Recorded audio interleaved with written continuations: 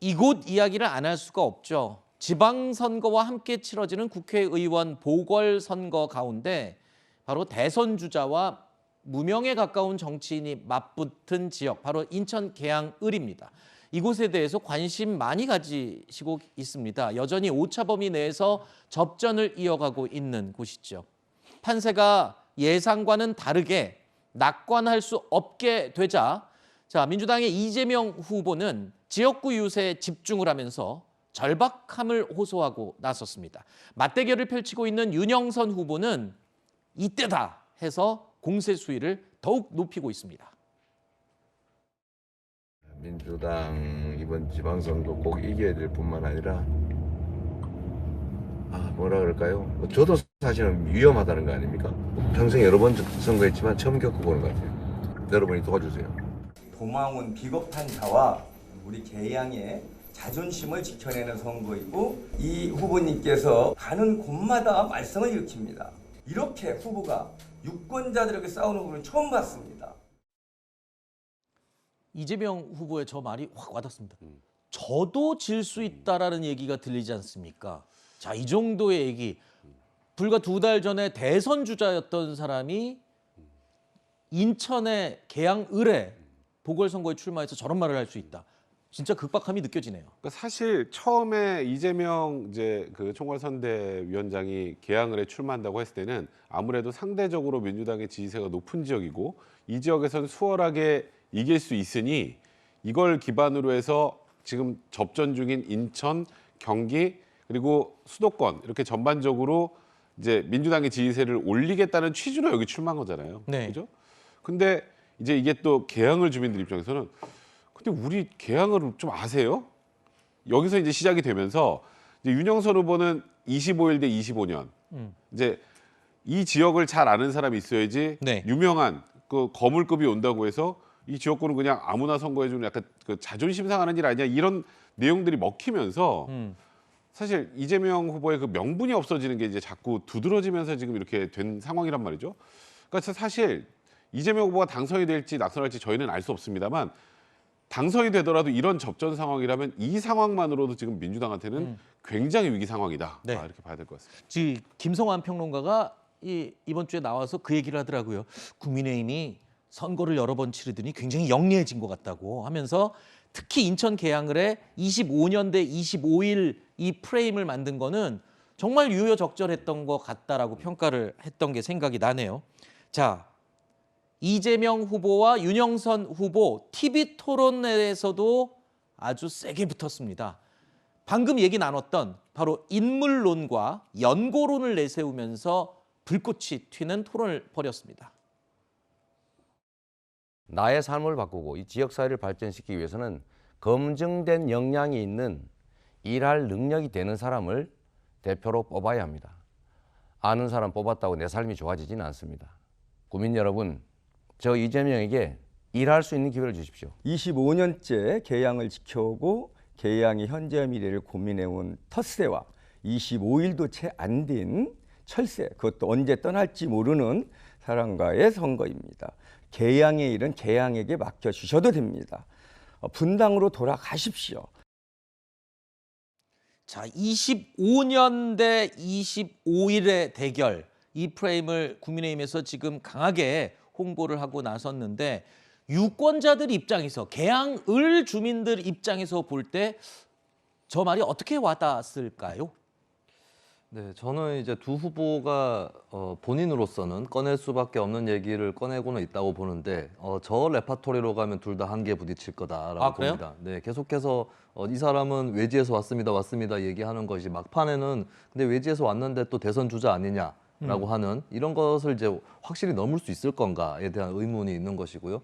또 반대로 이제 이재명 후보가 일꾼론을 부각을 시키는데, 그렇다면 꼭 일꾼이 이재명이어야 하는가라고 하는 네, 그런 또 지역구 주민들의 의문이 있을 수 있습니다. 그래서 뭔가 이제 두 후보다 좀 다른 거를 제시를 해야 될 때가 아닐까, 네. 이렇게 보여지고요. 이재명 후보는 일꾼, 그러니까 자신이 경기도지사로 있을 때 업적이 많다 이런 걸 좀 넘어서서 본인이 이번에 국회의원이 돼서 정치판에 들어가면 정치판이 뭐가 달라지느냐. 네. 그러니까 저는 정치 개혁이라든지 여기에 대해서 좀 설명을 해야 된다라고 네. 봐요. 마찬가지로 저는 윤영선 후보도 본인이 여기서 오랫동안 열심히 노력 노력을 해왔는데 그러면 여기서 본인이 이재명 후보를 떨어뜨렸을 때 이것이 한국 정치에 또 어떤 효과가 있는지 이런 것들을 막판에는 결국에 설명을 해야 되지 않을까 싶고 결국에는 저는 이 두 후보를 넘어서는 중앙 당 차원에서의 노력 이것이 굉장히 중요하게 작용할 거라고 봅니다. 지금 지적하신 것처럼 어제 TV 토론회에서는요. 각자의 핵심 공약을 두고도 이재명, 윤영선 두 후보가 맞붙기도 했습니다. 그 내용도 영상으로 보시죠.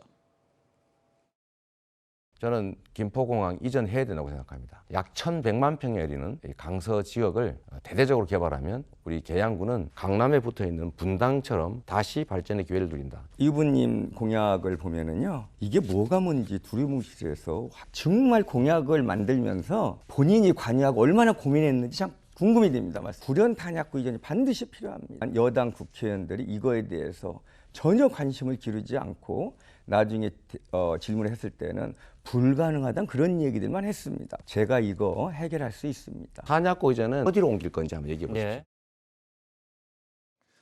자, 유권자들 입장에서 본다면 격전지가 된 인천 계양을의 정치적인 의미보다는 이런 핵심 공약들로 지역 발전을 이끌 사람이 누군지가 더 중요한 거 아니겠습니까? 그러니까 지금 인천 계양을에 와서 이 두 후보 가운데 누가 덩치가 커지고 누가 정치적으로 유명인이 되고 말고는 사실 사는 사람들 입장과는 관계가 없어요. 인천 계양을이 얼마나 발전하느냐에 더 관심이 많지 않겠습니까? 그러니까 일단 이재명 후보가 내는 뭐 김포공약의 이전 관련 그런 공약은 이제 계양 주민들 입장에서 봤을 때 저걸 과연 언제부터 고민해봤을까? 경기도지사 하셨던 분이 지금 계양에 얼마 되지 않아서 그러니까 공약에 대해서 뭔가 세부적으로 심사숙고할 시간이 있었을까에 대한 의구심이 생기실 가능성이 좀 있을 것 같고 윤영선 후보 같은 경우엔 그래 저기 상대적으로 저기 민주당의 간판이라고 할 수 있는 이재명 후보가 저쪽에 나왔는데 저쪽이 훨씬 또 소위 대규모의 그런 공약 같은 건 이행을 해줄 수 있을 것 같은데 윤영선 후보는 그뭐 그냥 단순히 지역 토박인 거 말고 뭘 더 해줄 거지? 이제 이 두 개를 아까 말씀하셨던 비슷한 맥락입니다. 그래서 지금 상황에서는 이제 이재명 후보 같은 경우에는 계양에 왜 왔는지를 정확하게 설명을 좀 자꾸 더 해주셔야 될 것 같고 이 유영선 후보 같은 경우는 저는 개인적으로 국민의힘이 좀 적극적으로 이 계양을 어떻게 발전시키기 당 차원에서 이제 뭔가 계양을 어떻게 발전시킬 것인지에 대해서 당 차원적인 노력을 좀 보여주셔서 그러니까 중간에서 의구심을 가지고 있는 분들의 표를 이제 어느 쪽으로 갈 건지 관련해서는 그 부분을 양쪽 다 이제 고민해볼 시기가 아닌가 싶습니다. 네. 두 후보 서로를 둘러싼 의혹과 논란을 가지고도 날선 신경전을 벌이는 모습을 보였습니다. 금배지 방패 삼아서 불체포 특권 누리겠다라고 우리 유권자들이 생각하는데 이에 동의하시는지. 불체포 특권 얘기 자꾸 하시는데 국민의힘이 고발했지만 저는 아무 문제가 없어요. 후보님에게 욕하는 걸 범죄에다 체증하겠다고 얘기하셨고 이게 후보님 욕설에 대해서 그렇게 얘기할 자격이 있는지 묻고 싶고요. 후보님이 오셔서 계양이 시끄러졌습니다. 이게 성찰하고 반성할 영 없으신지. 농사 지으셨습니까? 물었는데 대답을 안 하시네요. 자꾸 저보고 금방 이사 왔다고 자꾸 그러시던데 병원에다가 전입신고했던데 병원에서 먹고 자고 가족들하고 생활하셨습니까? 대선 주자 출마로 관심이 쏠렸던 만큼 이재명 후보의 유세 현장에서는요. 이런저런 논란들도 많이 있었죠. 윤영선 후보가 언급했던 것처럼 시민들로부터 격한 말을 들은 이재명 후보가 경고성 발언을 한 장면도 기억이 납니다. 후보님 사진 하나 부탁드립니다. 범죄행위입니다. 저 앞으로 가셔야 찍을 수 있어요. 감사합니다. 네, 사진 좀 하세요. 범죄행위라고 다 책임지니까 사진 하세요. 싫어하는 좋아하는 아무래도 이 선거에서 격전지로 지목이 되면 이 좀 지나치게 과열되는 현상이 나올 수밖에 없죠. 네, 뭐 과거에도 특히 재보궐선거 같은 경우가 정해져 있는 몇몇 지역에 당에서도 다 화력을 집중하고 이러다 보니까 특히 거물급 인사 출마 이런 것까지 겹쳐지면은 굉장히 격전이 되고는 했었습니다. 근데 이제 남은 선거 기간 동안 이재명 후보나 윤영선 후보가 해야 될 일은 오히려 이 열기를 좀 뒤로 하고 네. 조용하고 낮은 선거 운동을 하는 게 더 중요할 수 있습니다. 사람들을 대규모로 동원해가지고 괜히 상대 진영의 어떤 경각심이나 이런 것들을 북돋기보다는 오히려 굉장히 낮게 돌아다니면서 그리고 입소문을 타는 게 중요합니다. 요즘에 인터넷 시대라고는 하지만 인터넷도 사실 입소문의 하나에 들어가는 것이고 오히려 유권자들 사이에서 은은하게 퍼지는 이런 것들이 이제 선거 막판의 판세를 좌우하는 거거든요. 네. 그렇다면은 이재명 후보도 예전까지 해왔었던 조금 이렇게 노이즈 마케팅 같았던 그런 선거 운동을 좀 지나와야 되는 그런 상황이 됐고 윤영선 후보 같은 경우도 지금 여론조사에서 붙었다고 해서 우리가 기세를 타고 있다 이렇게 홍보하기보다는 아직까지도 지고 있다. 추격자로서의 포지션을 지키는 게 역전에도 도움이 될 것이다. 두 후보 중에 누가 더 그런 선거 운동을 하느냐 네. 이것을 한번 지켜보면 되겠습니다. 알겠습니다.